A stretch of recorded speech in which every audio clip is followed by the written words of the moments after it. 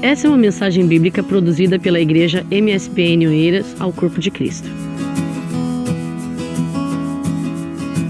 Isso, abra sua Bíblia por gentileza, logo após poderemos tomar nossos assentos em Mateus capítulo 6. Vamos ler verso 12. Mateus capítulo 6, vamos ler verso 12. Nós somos uma igreja que quer cumprir os propósitos de Jesus Cristo onde ela está. E o que nós vamos pensar um pouco hoje é sobre o propósito do Senhor Jesus com relação ao assunto do perdão. Se você observar no texto, Jesus mesmo está dizendo dentro da oração do Pai Nosso: perdoa-nos as nossas dívidas, assim como nós perdoamos aos nossos devedores. Assim como nós perdoamos aos nossos devedores. Pode tomar o seu assento, por favor. Uma realidade estranha que existe entre nós é de nós que somos gente de Cristo, ou seja, igreja, sermos ruins para perdoar, sermos difíceis para perdoar. Interessante que nós somos igreja do perdoador, somos discípulos do perdoador, somos servos do perdoador, reunimos aqui nessa noite para celebrar o nome do perdoador, mas essa celebração, esse serviço, esse discipulado, esse comprometimento com ele, essa caminhada com ele, não nos faz perdoadores. Não nos torna melhor nisso. E apesar de, dependendo da circunstância e do assunto, e daquilo que se viveu, no caso do ofensor, mas precisamente do ofendido, porque é ao ofendido que compete a administração do perdão, apesar de, dependendo do assunto, ou do contexto, ou daquilo que foi feito pelo ofensor, nós termos dificuldade de digerir e de liberar algum perdão para essa pessoa, não quer dizer que não devamos fazer isso. Porque isso impede o bem-estar, impede a caminhada, impede o progresso. A gente para no tempo. E às vezes confundimos que perdão é fraqueza, perdão é covardia. A gente toma aquela perspectiva que tem a filosofia existencialista, que inclusive é anticristã, que via o caso do perdão como uma fraqueza, uma covardia, uma forma de corrupção, uma forma de domesticação dessa natureza do homem por meio da moral cristã. E por assim considerar, o filósofo, por exemplo, Nietzsche, entendia os ensinos de Jesus, a ética cristã, desse modo, dessa maneira. Para eles, esse perdão que é ensinado por Jesus, inclusive nessa oração que a gente acaba de ler, ou nesse texto que a gente acaba de ler, representava uma fraqueza do indivíduo e uma maneira de comprar a Deus. Ele até chega a afirmar, por exemplo, que o homem perde quando ele se compadece. Interessante que o Evangelho me chama para compadecer pelo outro, mas na visão deste filósofo, a gente está perdendo quando se compadece de alguém. Outra coisa que é importante pensarmos é de que perdão não quer dizer tolerância ao erro. A gente precisa adequar o pensamento nesse sentido, minha gente querida, porque nós pensamos que perdoando eu estou sendo conivente com o erro, perdoando eu estou sendo conivente com o mal, perdoando eu estou sendo conivente com o pecado. Então assim o tolerar é compreendido como um consentimento, como permissão. Não podemos confundir as coisas. Tolerância é eu suportar o peso do erro de alguém, em vez de concordar ou de consentir com o pecado. E na tolerância nós somos chamados a ser ou ter. Porque um dos princípios do Evangelho é carregarmos os fardos uns dos outros, e assim nós estamos cumprindo a lei de quem? De Cristo. Quem perdoa, quem consegue fazer isso, naturalmente, pela ótica do Evangelho, não está sendo conivente com o erro. Só que ele ou ela está disposto a suportar a ofensa. Suportar a ofensa. E naturalmente perdoar. Certa feita, Jesus recebe o Pedro, lá em Mateus capítulo 18, entre o verso 21 a 35. E o Pedro se aproxima do Senhor e faz uma pergunta muito interessante, dizendo: Senhor, até quantas vezes eu devo... até quantas vezes pecará o meu irmão contra mim? E eu lhe perdoarei. É até 7. O Senhor Jesus vai lhe dizendo: eu não te digo que é até 7, mas até 70 vezes 7. Aí Jesus começa a contar uma parábola para exemplificar o que ele está ensinando a partir do verso 23, quando ele fala do reino dos céus. E ele diz que o reino dos céus pode comparar-se a um certo rei que quis fazer conta com seus servos. Aí ele começa a fazer contas. Ele é apresentado um que lhe devia 10 mil talentos, segundo Jesus. Não tendo com que pagar, o seu senhor manda que ele, a sua mulher, os seus filhos fossem vendidos, com tudo quanto tinha, conforme diz o texto, para poder pagar a dívida. Aquele servo se prostra, reverencia o seu senhor, diz: olha, eu preciso que seja generoso para comigo. Seja generoso para comigo. Não faz isso comigo, não. Eu vou te pagar. Esse Senhor, conforme vai dizendo o versículo 27, se move de íntima compaixão. E o texto nos apresenta nas palavras de Jesus, dizendo que solta-o e perdoa-lhe a dívida. Só que aquele servo encontra um outro servo, que no texto é chamado de conservo. Esse conservo lhe devia 100 dinheiros, só que o comportamento dele é o oposto, você conhece o texto. Ele lança a mão desse conservo, coloca a mão no pescoço dele, vai sufocando e exigindo que recebesse o dinheiro do qual esse conservo estava em dívida para com ele. O companheiro fez a mesma coisinha. Ele se prostra aos pés desse homem, roga-lhe dizendo, inclusive a frase é precisamente a mesma: olha, seja generoso para comigo, eu vou te pagar. Só que o verso 30 nos conta que ele não quis. Veja lá, ele não quis.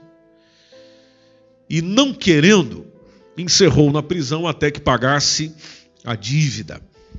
Os seus conservos, os outros que estavam perto, viu o que aconteceu. Contristaram-se, obviamente, aconteceria isso comigo e com você. E foram declarar ao Senhor tudo o que se passou. Verso 32, o seu senhor chama aquele homem e diz, diante da sua presença: você é um malvado. Por que eu sou um malvado? Porque eu te perdoei daquela dívida. Porque você me suplicou. Porque você me suplicou. Não devias tu igualmente ter compaixão do teu companheiro como eu tive misericórdia de ti? Aí esse senhor indignado entrega aos atormentadores até que ele pagasse tudo o que lhe devia. Nós já pregamos e conversamos sobre esse texto aqui, inclusive trazendo alguns detalhes. O intrigante para nós, discípulos de Jesus, está no verso 35. Quando Jesus diz: assim vos fará também o meu Pai Celestial, se do coração não perdoardes. Não é uma hipótese, é uma afirmação. Não é uma ameaça, é uma comunicação. Dizendo: se não perdoardes do seu coração, cada um ao seu irmão as suas ofensas, então o Pai Celestial vai fazer igualzinho com você. É dolorido isso. É pesado isso. Quando nós vamos para a Bíblia e caminhamos um pouquinho dentro dos originais, o vocábulo para perdão dentro do Antigo e do Novo Testamento, ele é muito variado, ele é muito rico. Se formos um pouco aqui por dentro do hebraico, vai designando essa ação misericordiosa que Deus tem, mediante a qual ele perdoa, ele desculpa, ele livra o pecador da culpa. Tem esse sentido. Se a gente for para o grego, tem o sentido de soltar, de cancelar, de remir. E isso aparece, principalmente você que é leitor da Bíblia sabe muito bem, é muito recorrente nos evangelhos a referência ao perdão, às ofensas. nos atos e nos ensinos de Jesus, o perdão foi ensinado. Uma das provas está no texto que nós lemos. Ele ensinou muito sobre isso. Se ele ensinou muito sobre isso, é porque tem muita gente precisando aprender. Tanto nos dias dele, quanto nos nossos dias. E o interessante de Jesus, não ficou só no ensino. Também foi para a prática. Então esse texto que nós estamos lendo, quando ele está falando da oração, entre o verso 9 e o 12, e chegando aí no versículo 12, dizendo, perdoa as nossas dívidas assim como nós perdoamos aos nossos devedores, nos mostra essas duas dimensões que existem do perdão. O perdão entendido corretamente, ele vai abranger essas duas dimensões da vida humana, que tem a ver com a vertical e com a horizontal. Veja que aquilo que Jesus está ensinando atinge as duas situações, mostrando a interdependência entre elas. Nessa primeira vem de Deus esse perdão, removendo a culpa, constituindo esse ato de graça, mediante o qual o ser humano é restaurado à comunhão com Deus. Aí depois vem o segundo no tratamento que eu dispenso ao próximo. Recebi, dou. Dando, recebo. Amém? É uma coisa dinâmica, de forma em que, se nós pensarmos um pouco mais sobre isso, você vai perceber que, além de sermos chamados para o perdão dessa maneira radical, que o mundo não entende, mas dentro do Evangelho, pelo Espírito Santo, a alma entende, nessa dinâmica do perdão, é algo a ser praticado e vivenciado todo dia. E nós dizemos costumeiramente que quanto mais se pratica, melhor fica. A perfeição vem com o quê? Com a prática. Então a excelência do perdão vai depender da medida que eu tomo pelo perdão diariamente, porque todo dia alguém te ofende. Todo dia alguém fere o teu coração. Todo dia alguém diz alguma palavra, todo dia alguém tem alguma atitude da qual, se você ficar remoendo aquilo dentro do seu sentimento, sofres muito. Por que Jesus nos remete ao exercício do perdão? Primeiro, para nos lembrar. Nos lembrar de quê? Da nossa posição diante de Deus. Não esqueça que você foi perdoado por Ele. Mas eu não estou querendo perdoar lá, não. Pois é, mas você foi perdoado por Ele. Sim, mas dói. Mas você foi perdoado por Ele. Mas o que ele fez ou ela fez complicou a minha vida toda. Sim, complicou, mas você foi perdoado pelo Senhor. Ok? O que isso quer dizer? Bom, quer dizer que assim como você foi perdoado, perdoe. Lucas capítulo 7, entre o versículo 36 ao 50, está lá Jesus contando, aliás, há um relato, melhor dizendo, de um dos fariseus que chegou para Jesus e pediu para ele, você tem que jantar lá em casa. Você tem que dar uma passada lá por casa. E Jesus foi com ele. E tanto que o versículo 37 diz que tem uma mulher da cidade, chamada no texto de uma pecadora, sabendo que Jesus estava à mesa lá na casa do fariseu, pega um vaso de alabastro com unguento, e estando por detrás, diz o texto, aos seus pés, ela chora. E começa, inclusive, diz o verso 38, a regar-lhe os pés com lágrimas. Ela ia enxugando com os cabelos da sua cabeça, ia beijando os pés de Jesus, ia ungindo com unguento os pés de Jesus. O fariseu viu isso e ficou doido, mas não expressou. Falou para dentro, como dizem alguns. Porque diz o texto que ele falava consigo. E qual era o pensamento interno do fariseu? Esse homem não é profeta. Isso não é um homem de Deus. Porque se ele fosse profeta, ele sabia quem é essa mulher que está tocando seus pés. É uma pecadora. Ele não estaria recebendo essa homenagem dessa senhora. Ela é uma pecadora. Jesus responde ele sem ele ter dito nada. Jesus simplesmente começa dizendo, olha, uma coisa eu tenho para te dizer. Ele, sim, diga. Diga.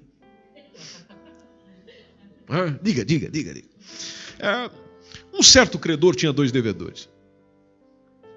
Um devia-lhe 500 dinheiros, o outro devia 50. não tendo eles com que pagar, o que o Senhor fez? Perdoou a quantos? Ambos. Perdoou os dois. Jesus lança a pergunta, dizendo: qual deles vai o amar mais? Aí o Simão, versículo 43, responde dizendo: olha, eu tenho para mim que é aquele a quem mais perdoou. E Jesus diz: você é um bom juiz. Aí ele se volta para a mulher. Voltando-se para a mulher, é que ele diz para o Simão, dizendo: e essa aqui? E essa senhora que no teu coração já está reprovada? E essa senhora que no teu coração não encontrou perdão? E essa senhora que fez o teu coração murmurar? Porque é engraçado, eu entrei na tua casa, você sabe que é comum as pessoas deixarem ou lavarem, os servos virem lavar os pés dos convidados, você não me deu água para os pés. 2019, você não me serviu um cafezinho. Só que essa aqui, desde quando chegou aqui, não me disse nada, não me falou nada, simplesmente está me regando os pés com lágrimas e enxugando com seus cabelos. Você não me deu um beijo, Simão. Você não me cumprimentou quando eu entrei aqui. Essa mulher, desde quando entrou, já me beijou sem parar. Você não ungiu a cabeça com óleo, Simão. Você não está me tratando bem, Simão. Mas essa senhora está me ungindo os pés com unguento. E não é qualquer unguento. Por isso eu te digo, Simão, muitos pecados lhe são perdoados, porque muito amou. Mas aquele a quem pouco ama, ou aliás, aquele a quem pouco é perdoado, pouco ama. Interessante essa frase de Jesus aqui. Quantas vezes eu e você fomos perdoados por Deus?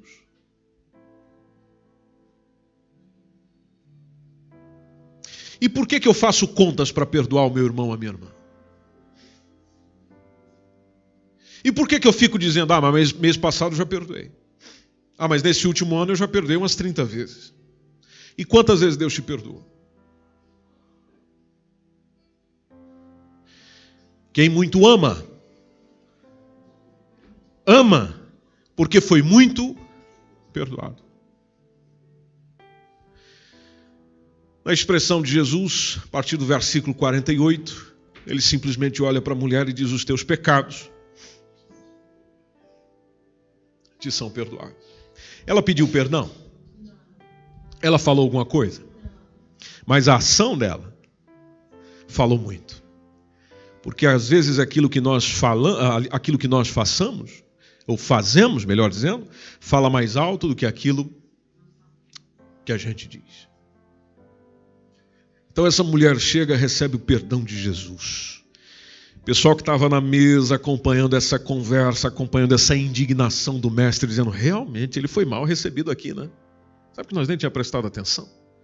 As pessoas começaram a falar entre si dizendo: quem é esse aí? Esse mal recebido que reclama da recepção e ainda anda até perdoando pecados. Interessante que Jesus não quis respondê-los. Jesus respondeu o indivíduo que falava intimamente no coração dele. Mas não respondeu quem falava publicamente. A expressão dele se volta para a mulher. Veja, o foco dele está na mulher. E a ela, ele diz: a tua fé te salvou. A tua fé te salvou. Eu sei que o que trouxe você a fazer isso foi tua fé. Então a tua fé te salvou. Eu sei que você veio aqui para adquirir paz. Então sabe o que você faz agora? Vai-te em paz. Quando olhamos para Lucas capítulo 15, do versículo 11 ao 32, está lá Jesus dizendo: um certo homem tinha 2 filhos. O mais moço deles disse ao pai: dá-me essa parte da fazenda, dá-me a parte da herança que eu tenho direito. E o pai fez isso. Poucos dias depois, o filho mais novo ajunta tudo, parte para uma terra longínqua, desperdiça a fazenda, vive dissolutamente. O verso 14 diz que ele gasta tudo. Na terra para onde ele foi, teve crise. Houve fome. E ele começa a padecer necessidades. Ele se chega a um dos cidadãos daquela terra e diz: eu preciso trabalhar. Bom, eu só tenho porcos para você cuidar. E lá ele desejava comer aquilo que os porcos comiam. Ele tinha fome. Aí ele cai em si. Caindo em si, ele pensa: os empregados do meu pai têm comida, têm salário, têm seguro de saúde, têm seguro de trabalho. E eu estou aqui fazendo o quê? Comendo com porco. Por quê? Porque eu não pensei direito. Agora, caindo em si, começou a pensar. Aliás, deixa eu continuar pensando. Eu vou me levantar, eu vou ir ter com meu pai. E chegando lá, eu vou dizer para ele: pai, eu pequei. Eu pequei. Eu pequei contra o céu e pequei contra o Senhor. Por ter pecado, eu reconheço que eu já não sou digno de ser chamado teu filho. Por ter pecado, eu sinto que a nossa relação se rompeu. Por ter pecado, parece que as coisas já não é possível caminhar entre nós. Mas será que o Senhor me permite caminhar pelo menos como um dos seus empregados? Mas estar aqui com o Senhor? E ele faz o que pensou. Levanta-se, vai ter com o pai. O pai já estava esperando ele há muito tempo. E quando o pai o viu, seu pai o vê vindo ao longe, diz o versículo 20, o que acontece com o paizão? Olha lá de novo. Veja a semelhança com outros textos. Moveu-se de íntima compaixão.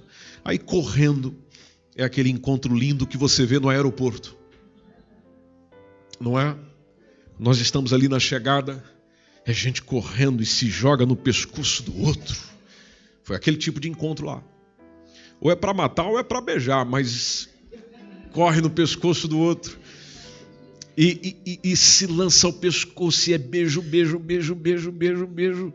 E o filho, já o que tinha pensado, expressou dizendo: pai, eu pequei. Para. Eu pequei. Eu não sou digno. Para com isso. Eu não sou digno de ser chamado teu filho. O pai diz aos servos, nem fala nada para o filho, só diz aos servos: olha, vão trazendo aí alguma roupinha boa para esse rapaz. Traz uma coisa boa para ele. Não traz Primark, não. Traz uma coisa fina. Traz um Máximo Dutti. Obrigado, Rose. E coloca nele. Pega um anel da Pandora.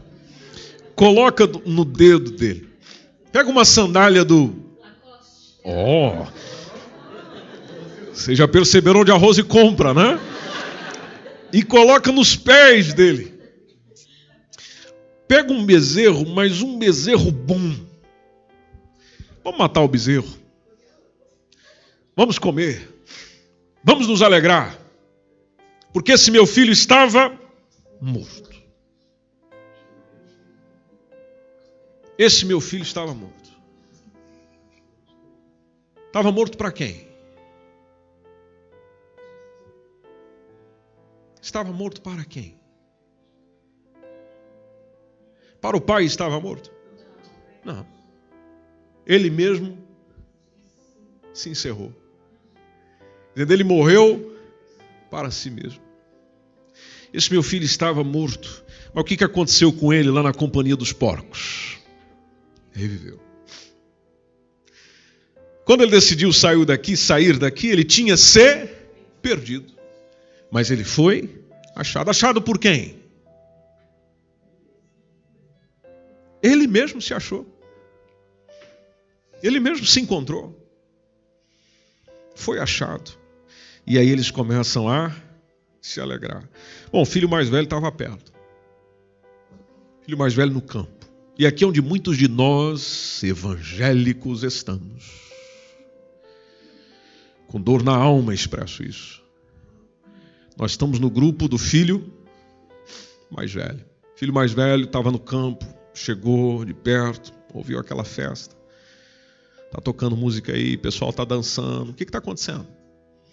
Então, o que estava acontecendo é que aquele teu irmão que saiu, ele voltou, veio para cá. Aquele bezerro cevado que a gente tinha, o pai mandou matar, ele mandou matar o bezerro, porque o recebeu são e salvo.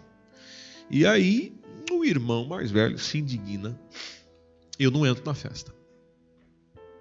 Eu não entro na festa. Eu não vou perdoar. Eu não vou concordar. Não queria entrar. O pai ficou sabendo disso. Vem ter com ele. O que aconteceu, filho? Não quer entrar por quê? Não, eu não entro. Quantos anos eu estou aqui? Quantos anos eu estou servindo? Quantos anos eu tenho sido fiel? Quantos anos eu tenho comprometido aqui com o Senhor?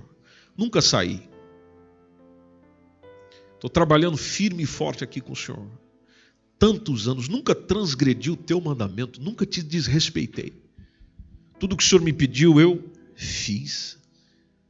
O Senhor nunca me deu, nunca me ofereceu um cabrito para eu poder estar com os meus amigos num sábado à noite e comer. Agora, vem aqui, esse teu filho, que ele não é meu irmão, é aqui este teu filho, que desperdiçou o dinheiro dele com prostituta, gastou o dinheiro dele com meretriz, e aí o Senhor faz essa festa para recebê-lo? E ainda mata um bezerro cevado para recebê-lo? Que brincadeira é essa? Eu não tenho direito de estar assim? O pai simplesmente olha para ele e diz: filho, é verdade, você sempre esteve aqui. Sempre esteve aqui. Tudo que você disse tem razão. Agora, tem uma coisa que você esqueceu. Tudo que é meu também é teu. Tudo que é meu também é teu. Não era justo nós alegrarmos, nós regozijarmos, porque esse teu irmão, que você chama de meu filho, mas não esqueça que falando que ele é o meu filho, ele não deixou de ser o teu irmão. Esse teu irmão estava morto. Não deixa ele te matar também. E ele reviveu. Ele tinha se perdido. Ele foi achado. Às vezes nós somos, por isso eu repito aqui o que foi dito, nós somos daqueles que chegamos e dizemos: o irmão está voltando aí? É, o irmão está voltando aí. É? Sim, está aí de volta, tá, não sei o quê. Tá bom. Lembra o que ele fez? Lembra o que ele fez? Lembra o que ela... Lembra? Aí a outra pessoa chega para nós e diz: nós precisamos celebrar o Senhor. A tal pessoa lá reconciliou, está voltando para Jesus, ou está voltando à atividade, ou está voltando nisso. E aí a gente pega e diz: sim, assim. Pois é, eu sempre estive aqui servindo fielmente, tal. Nunca ninguém me mandou um cartão, nunca ninguém me ligou, nunca ninguém mandou uma mensagem. E não mandar uma mensagem já é uma mensagem. E aí agora vem essa pessoa aí que fez tudo o que fez, e ainda vocês querem que eu celebre. Sim, mas ele estava morto, reviveu. Você que nunca morreu, ou achava, ou acha que nunca morreu, com esse pensamento e com essa indignação, vai morrendo. Porque a falta de perdão nos mata. A falta de perdão nos assassina. Lá em Mateus 9,6, está a expressão de Jesus, ou uma das frases de Jesus, dizendo: olha, para que vocês saibam que o Filho do Homem tem na terra autoridade para perdoar pecados, ele manda um paralítico para casa. Interessante, ele resolve o problema físico perdoando os pecados do paralítico. E aí você naturalmente já associa que tem muitos problemas que vão acontecendo no físico por causa de uma circunstância da alma. E tem muita coisa que nós não sabemos o que estamos fazendo. É como diz a oração de Jesus em Lucas 23, 34, quando Jesus ora por aqueles que estavam ao pé da cruz, dizendo: Pai, perdoa-lhes porque eles não sabem o que fazem. Eles não sabem o que fazem. Porque lá o versículo 39 está dizendo que, inclusive, um dos malfeitores, Lucas 23, 39, diz que um dos malfeitores que estava lá pendurado, blasfemava de Jesus, dizia para Jesus: se você é o Cristo, então se salva aí.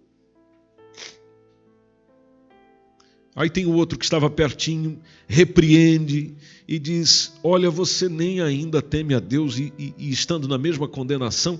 Nós, na verdade, estamos aqui com justiça, nós estamos recebendo o que os nossos feitos mereciam.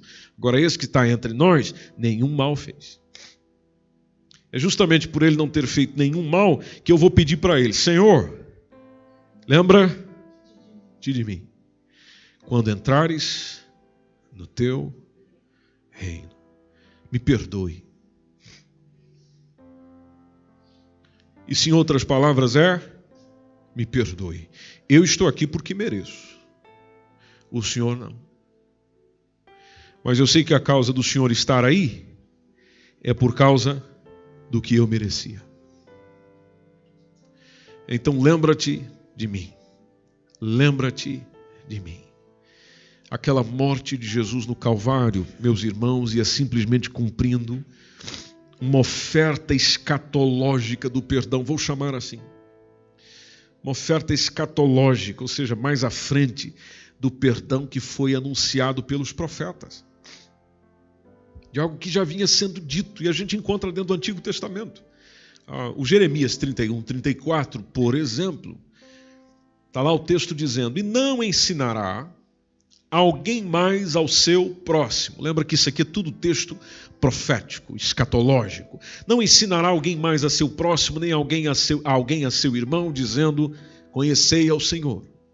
Por que, Jeremias? Porque todos me conhecerão. Desde o menor deles até ao maior, diz o Senhor. Sim, mas por que eles me conhecerão? Porque perdoarei a sua maldade. Nunca mais me lembrarei dos seus pecados. Ele está falando de quem? Quem é que perdoa as nossas maldades e não se lembra mais dos nossos pecados? Nós somos esse tipo de perdoador, como é o nosso Senhor, que perdoa e não se lembra mais? Ou nós somos daqueles que perdoa e volta para jogar na cara? Se você observar o capítulo 33 de Jeremias, versículo 8, Jeremias profetizando, dizendo: e os purificarei de toda a sua maldade com que pecaram contra mim. E perdoarei todas as suas iniquidades com que pecaram contra mim. E com que transgrediram contra mim. Nosso Senhor é perdoador. Tanto que em Lucas capítulo 1, entre o verso 76 a 79, lá está uma mensagem a ele dizendo: e tu, ó menino. Que menino é este? Que menino é este?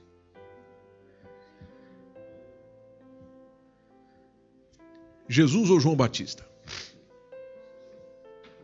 Estás com a Bíblia na mão, não está? Então olhe para o contexto. Olhem para o contexto.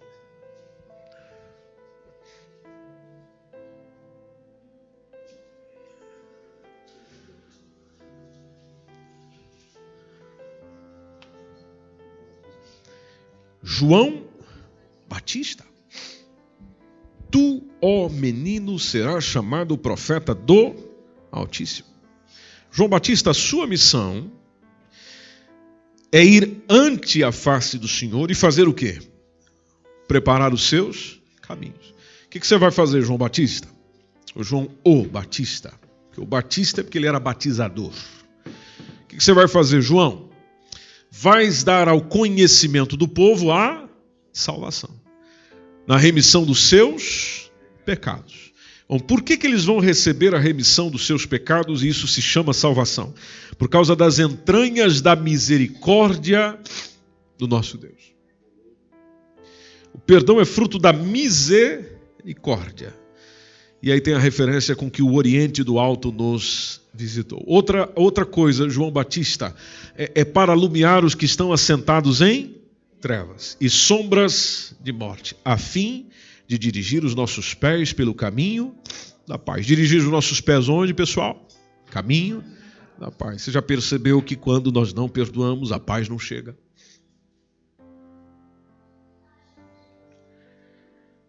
Lá em Lucas capítulo 4, versículo 18 e 19, está Jesus dizendo a missão dele. Quando ele chega e diz, o Espírito do Senhor é sobre mim. Ele me ungiu para evangelizar os pobres. Enviou-me para curar os quebrantados de coração. Quem é que ele cura?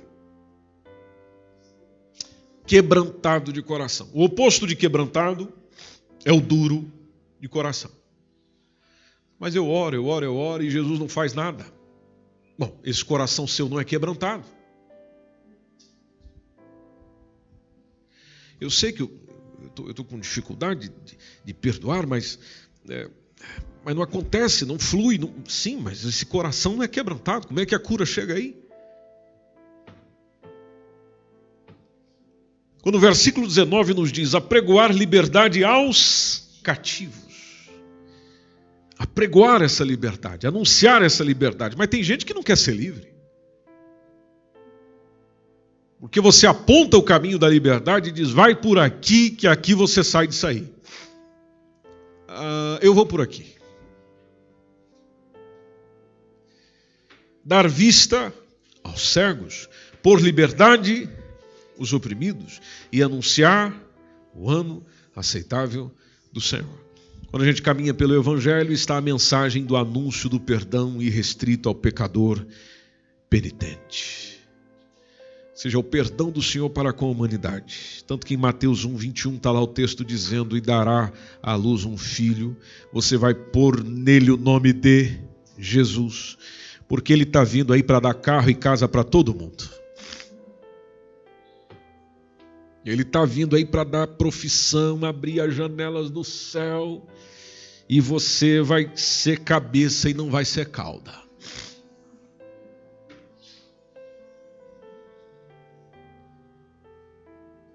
Não. Ele está vindo para salvar o povo dos seus pecados.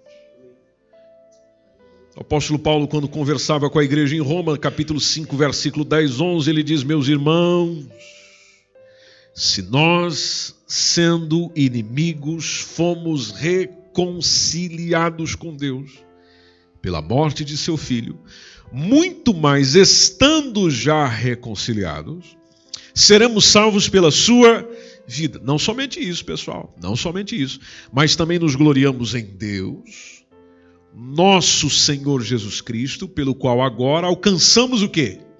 Reconciliação. Por isso que o perdão passa por ele. Porque ele faz a reconciliação. Só perdoa quem está afim de reconciliar.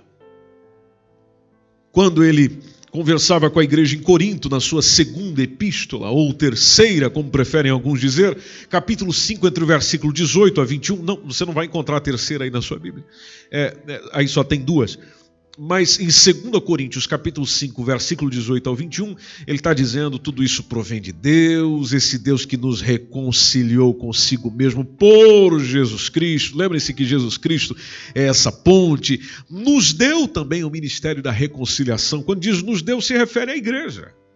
Então a igreja é lugar de quê? De reconciliação. Reconciliação com quem? Com Deus, mas só com Deus. Quer dizer, com Deus eu estou reconciliado.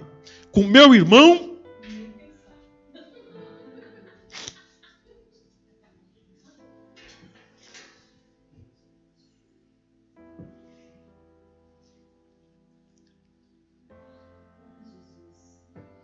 Verso 19, ele está dizendo, isso é, Deus estava em Cristo reconciliando consigo o mundo, não lhes imputando os seus pecados. Olha que interessante, não lhes imputando os seus pecados. E pôs em nós, olha lá a mensagem de novo, pôs em nós a palavra da reconciliação. Que palavra que deve estar em nós? Reconciliação. Essa palavra que está aí, meu irmão, minha irmã. Ou você é daquele que diz, você está certo. Tem que perdoar isso aí, não. Não, essa pessoa, não. Deixa eu te contar o que ele ou ela me fez. Aí eu acrescento a listagem do ódio. Só para que no coração do meu interlocutor o ódio aumente. Para que já não seja um que odeia, mas 2, 3, 4, 5 e 6. Para que nós nos unamos contra aquela pessoa, não com a palavra da reconciliação, mas com a palavra da arrebentação. Verso 20. De sorte que nós somos embaixadores da parte de quem? É Ele que nos envia, como se Deus por nós rogasse. Então nós rogamo-vos, pois, da parte de Cristo, que vos reconcilieis com Deus. Sim, mas a reconciliação com Deus está plenamente interligada na reconciliação com quem? Perdoa-nos as nossas dívidas, assim, como nós perdoamos quem está devendo para mim, quem pecou contra mim. Me perdoe como eu perdoo quem peca contra mim. Bom, então a coisa anda interligada. Verso 21. Aquele que não conheceu o pecado, se fez pecado por nós, para que nele nós fôssemos feitos justiça de Deus. Por isso que pecado, ou perdão, melhor dizendo, não é anular a justiça. Nós temos essa mentalidade. Se eu perdoar, eu estou sendo... Não é anular a justiça. Pegando aqui pelo próprio texto. Porque o perdão de modo algum anula o exercício ou a prática da justiça. E rapidinho aqui, pensando juntos, veja só, justiça, o que é justiça num termo bem simples, bem simplório, bem raso? Você lembra de cara? Bom, eu vejo na seguinte frase, justiça é dar a cada um o que lhe é devido. É como eu defino justiça, como disse, de uma maneira bem macia. Sem muita reflexão e profundidade. É dar a cada um o que lhe é devido. E Deus tinha essa preocupação, inclusive a gente já percebe ele comunicando essa mensagem ao povo de Israel, porque em Deuteronômio 16, 19, lá está o Senhor dizendo por meio de Moisés, pessoal, vocês não podem torcer o juízo. Não torçam o juízo. Não mexam nisso, não se altera nisso. Não façam acepção de pessoas, não tomem suborno, porque o suborno faz o quê? Cega. E cega o olho de quem? De gente sábia. E cega os olhos dos sábios e perverte a palavra de quem? Do justo. Então a mensagem de Moisés, a mensagem que está vindo pela boca de Moisés, mas da parte do Senhor, não focaliza no que está longe da sabedoria e da justiça, não. Ele já pega, mostrando que o suborno, torcer o juízo, afeta o sábio, complica a vida e as palavras do justo. Ou seja, o justo e o sábio corre risco quando permite o torcer da justiça. Quando a gente vê em João capítulo 7, versículo 24, quando Jesus nos diz, e a gente precisa aprender isso aqui, pessoal, nós precisamos aprender isso aqui. Se nós ainda andamos falho no João 7, 24, que esse seja o objetivo nosso dessa semana, de nos livrarmos do quê? Vamos juntos esse texto? Só para dar aquele toquezinho no vizinho.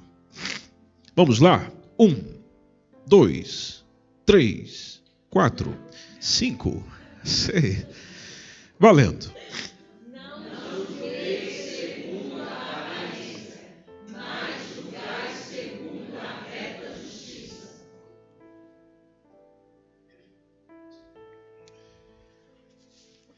Quantos de nós gostamos de julgar pela aparência?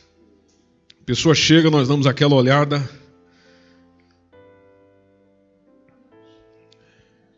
De cima a baixo, de baixo a cima. E às vezes olhamos até o que não deveria. No exercício do nosso julgamento pela aparência. E quantos de nós já quebramos a cara? Então Jesus ensinou isso aqui diversas vezes. Esse é apenas um dos textos. Não julgueis segundo a aparência. Sim, mas eu tenho que julgar. Bom, então julgue segundo a reta justiça. Não é segundo a justiça, é segundo a reta justiça. Porque existe também a justiça tortuosa. O que isso tem a ver com o perdão?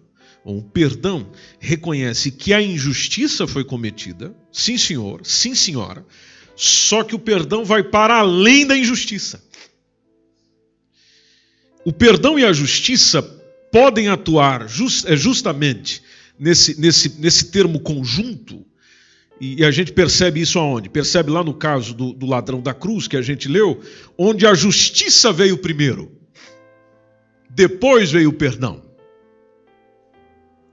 Porque quando o ladrão dialoga com Jesus, a justiça já está acontecendo. No acontecimento da justiça, lá está ele dizendo: Senhor, lembra-te de mim. Ou perdoa-me. E Jesus contou até trouxe uma exemplificação sobre a justiça divina. Ele dizendo o que a justiça divina é, e é esse tipo de justiça que deve estar no nosso coração, quando ele mostra que a justiça divina, em primeiro lugar, ela é distributiva e ela é misericordiosa. Onde que ele conta isso e nós encerramos? Em Mateus capítulo 20, versículo 1 ao 16, quando ele está dizendo: o reino dos céus é semelhante a um homem, era um pai de família. Esse pai de família saiu de madrugada a assalariar trabalhadores para a sua vinha. Aí, ajustando com os trabalhadores a dinheiro por dia, ele manda-os para a sua vinha. Aí sai lá perto da hora terceira e viu outros que estavam ociosos na praça, diz: olha, vão trabalhar na minha vinha. Eu vou dar o que é justo. E eles foram. Aí ele sai outra vez, diz o verso 5, perto da hora sexta, nona, fez a mesma coisa. Viu o pessoal ali na praça, dando sopa, vamos trabalhar na minha vinha. Saindo perto da hora 10ª, encontrou mais gente ainda desocupada. Tinha muita gente desempregada nessa referência do que Jesus está dizendo. E ele pergunta: por que vocês estão aí ociosos todo dia? Olha, ninguém nos assalariou, ninguém nos contratou, ninguém vem atrás de nós. Aí ele diz: então vão também para a minha vinha, vocês vão receber o que for justo.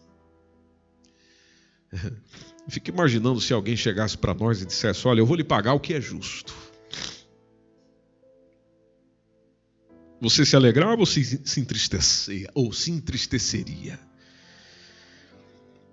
Aleluia. Aproximando-se a noite, o senhor da vinha chama o mordomo, diz o verso 8, chama os trabalhadores e paga essa gente. Começa por quem chegou primeiro? Não. Vamos começar por quem entrou no turno das 6. Mas e o pessoal das 9 da manhã? Vai ser o último. Vamos começar por quem chegou recentemente. Se eu e você estivesse lá, a gente já ia reclamar.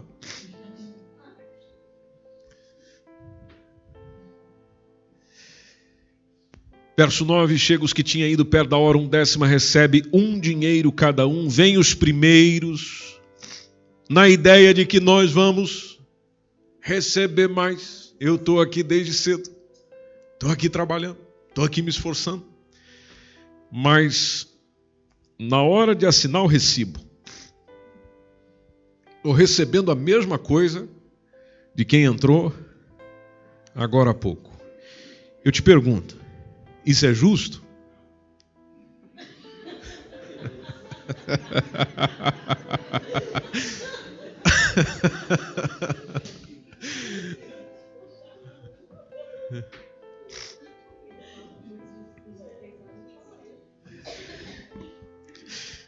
Bom, o pessoal lá achou a mesma coisa. Não, isso não é justo.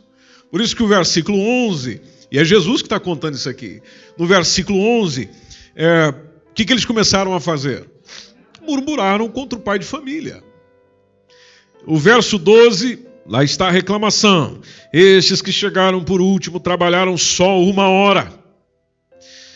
E tu os igualaste conosco, que suportamos a fadiga e a calma do dia. Eu estou aqui desde cedo.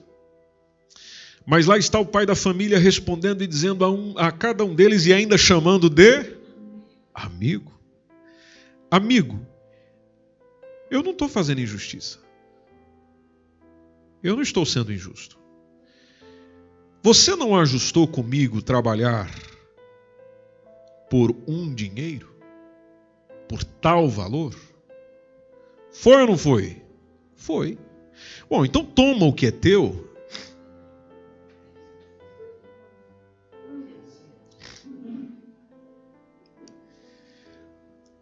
Interessante o que está logo na parte B do texto, quando diz: eu quero dar a este último, tanto como a você. Aí a pergunta do versículo 15: ou eu não posso, ou não me é lícito fazer o que quiser do que é meu? Quer dizer que agora você quer mandar no meu dinheiro? Você quer mandar nas minhas contas? Você quer mandar na minha empresa? Você quer mandar no meu negócio? Parte B do texto. Ou é mau o teu olho porque eu sou bom? Pai de família jogou o problema para onde? Para quem reclama. Você está vendo o que eu fiz com maldade porque o teu olho é mau. E pelo teu olho ser mau, o que eu faço como bondade reflete em si como maldade. Mas eu estou sendo justo, porque quando eu te chamei, nosso acordo foi tanto. Quanto você tem na tua mão? Tanto. Tá certo ou não tá? Tá certo. Então, até amanhã.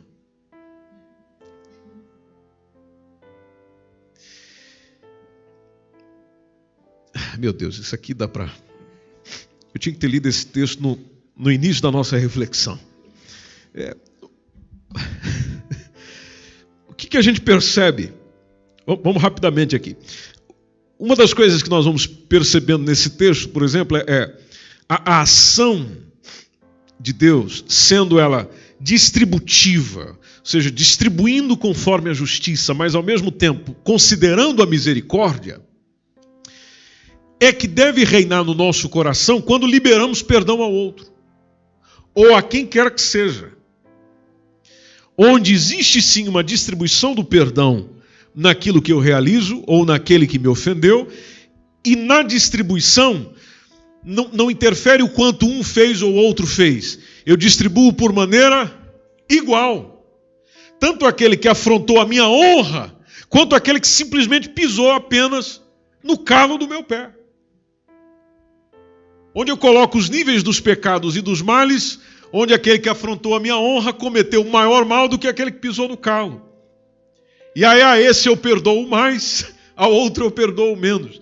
Não, ela é distributiva, ou seja, você distribui e na distribuição existe a misericórdia. E misericórdia faz parte do Deus a quem nós servimos e deve fazer parte do nosso interior e do nosso coração também.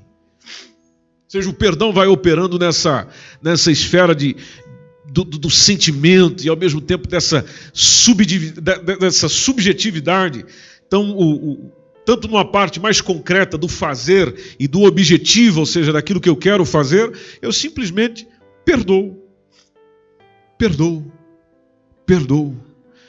E aquilo que já disse a vocês antes, e digo antes de orarmos juntos, nós às vezes acusamos dizendo, mas não veio pedir perdão, mas não veio me falar nada, mas não veio me dizer alguma coisa, mas não veio expressar nada aqui para mim. Aí vem a pergunta, precisava? Mas precisa? Quer dizer que só há perdão, só há cura no teu coração se ele ou ela vier se derramar diante de você?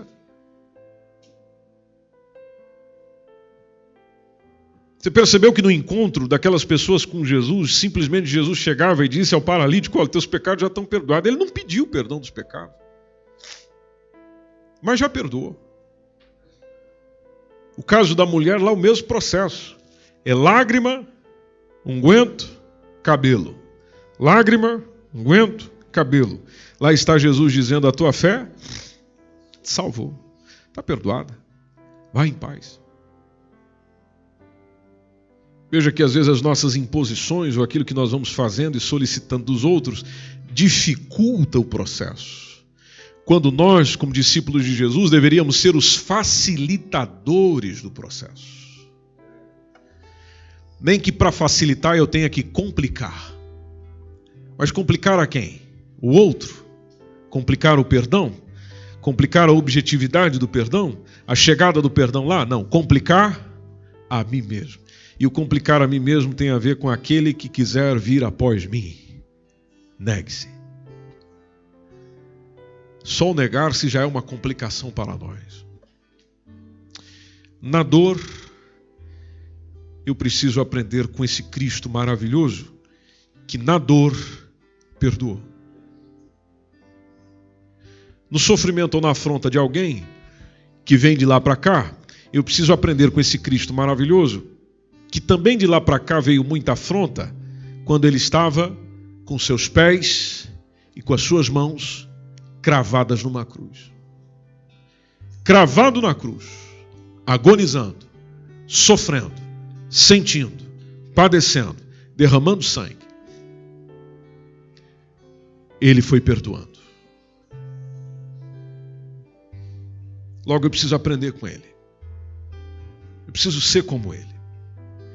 Agonizando, mas perdoando. Sentindo dor, mas perdoando. Padecendo e sofrendo muitas vezes com a consequência do que me fizeram.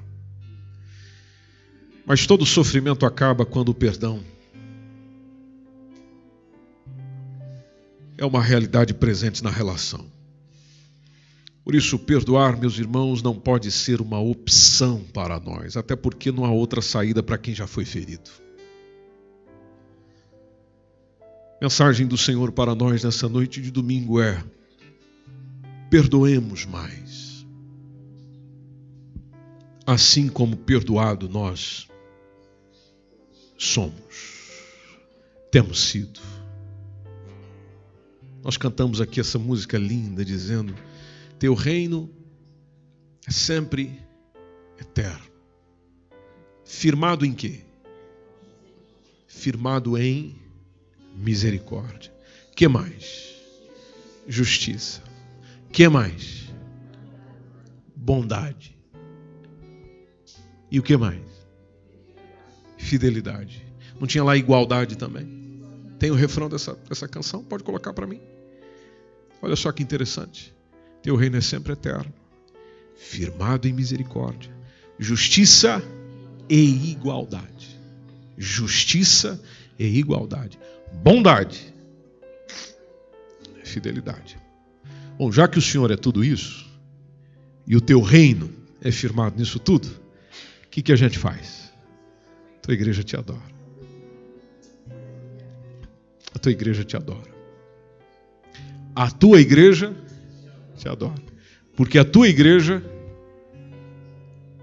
é isso aí também. Eu gostaria de ouvir um amém potente, mas não saiu. Talvez você não deu um amém porque você não sente isso na igreja. E eu te entendo. E eu te entendo. Eu te entendo. A igreja não tem sido perdoadora. Isso só nos mostra o quanto nós precisamos ser trabalhados pelo Espírito Santo. Para que quando disser a tua igreja é como o Senhor, por isso ela te adora, a gente possa realmente dizer: olha, nós estamos te adorando porque a gente sente o que o Senhor é em nós. O que vivemos entre nós é uma realidade daquilo que o Senhor é. Por isso nós te adoramos. Por isso nós te bendizemos. Deixa-me finalizar apenas com uma frase de que para nós perdão não é opção.